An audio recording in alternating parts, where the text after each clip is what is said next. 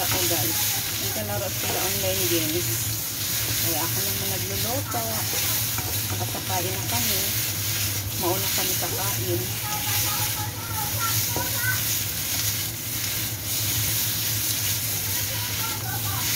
Diba? Meatballs, kamatis, tapos mamaya lagyan ko yung itlog na scramble. Ganun lang gusto nila guys. Tapos may sabaw. Ayan. So, lagyan natin guys ng oyster sauce. Ito yung pangpalasa sa niluluto. Ano lang to guys, pachamba. Pachamba na luto. Ayan. Tapos lagyan natin mamaya ng ketchup. Lagyan ng tubig. So, diba? Wow. Usok-usok siya guys. Pwede na ba ako mag-cooking? Lagyan natin ng tubig. So, diba? Yun yung gusto nila guys na may tubig. Bago yung kawali ni Sir. Yung kawali niya yung isa luma na. Ayan. Wala, nangitim yung gilid ko pag fry. Ayan. Ganyan lang guys, kasimple. Tapos pakuluan. Lagyan natin ng ketchup. Ayan. Ketchup. Tapos asukal. Ayan, matamis-tamis. Tapos yung itlog, ganun lang. Dapat may meat pa. Wala na. Kami lang naman kakain ng mga laga ko. Ayan. Halukay-halukay. Pakuluin muna natin guys hanggang maluto yung kamatis. Diba? Ayan. Kumukulo na siya guys. Diba?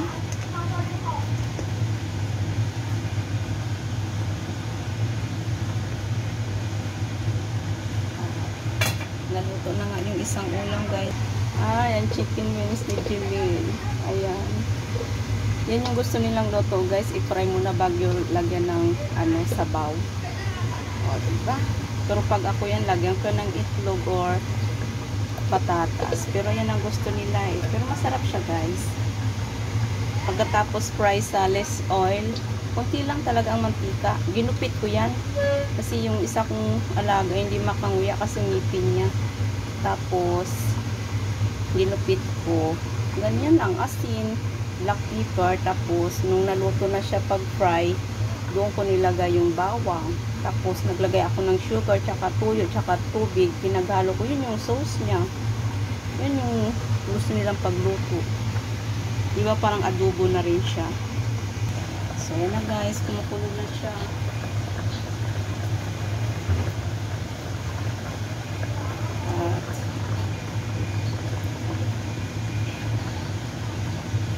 Kasi gusto nila may sabaw. Mamaya ilalagay ko yung itlog.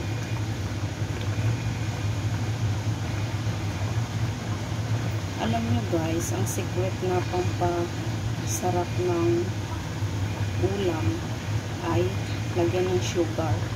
Kasi yun yung nagbabalance ng lasa. Lalo na pag maalat, yan. Hinihigop yung alat ng tamis.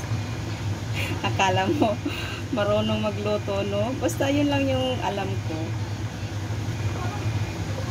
Lagyan ng sugar kasi yun yung pangpalasa niya. So, tama na yung tubig niya. So, guys, lagyan natin ng sugar at saka kunting salt. Kasi may ano yan eh, may ketchup. So, medyo maasim yun. Yan. Gusto nila yung medyo matamis konti.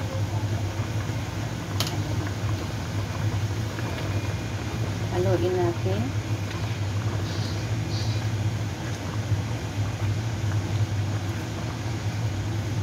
Siyempre, anuhin natin yung lasa. I think hindi na siya lagyan ng salt kasi meron na siyang oyster sauce. Sugar na lang talaga kasi pag merong ketchup, medyo maasim, kaya lagyan ng sugar. Ganyan lang guys, ang gusto nila. Diba? So yan guys, okay na yung lasa. Tsaka ito yung aking in-scramble egg kanina. Ayan, diba? Mm. Yan yung gusto nila guys. Itlog, kamatis na may sabaw. Pero, sarap siya guys. Kasi halo-halo nila yan sa kanin. O, diba? Tapos gulay na naman guys. Wala nang edit-edit. Diretso na yan. Maririnig yung ingay ng tambal na alaga ko. So, ayan guys. Ready to serve. At magigisa tayo ng gulay. Ayan. So, ayan guys. Nahugasan ko ng kawali. At magpa-fry tayo ng gulay. So, lagyan natin ng mantika.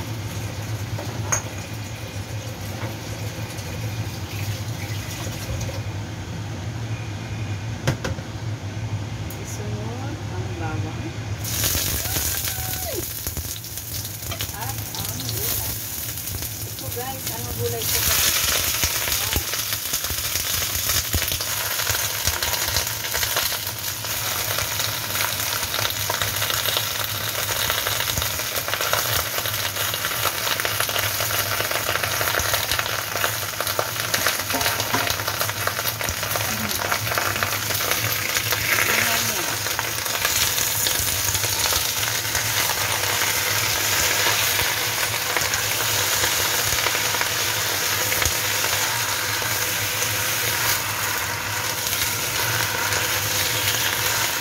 Ayan na, ano yung bawang.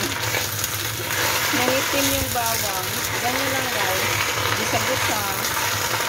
Pero anong gulay ito guys? Para siyang ano diba? Litos. Pero ano to siya, parang hard siya, hard. Sana all hard. Alam, mali ako. Dapat pala pinakuluan ko muna kunti para mabilis maluto. Okay lang yan.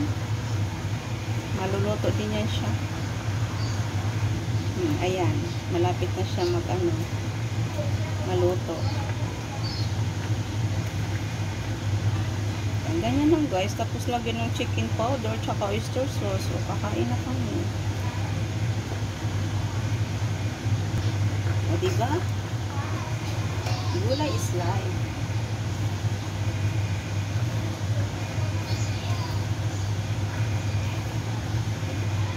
Kumain ng gulay para maging healthy. Chopstick.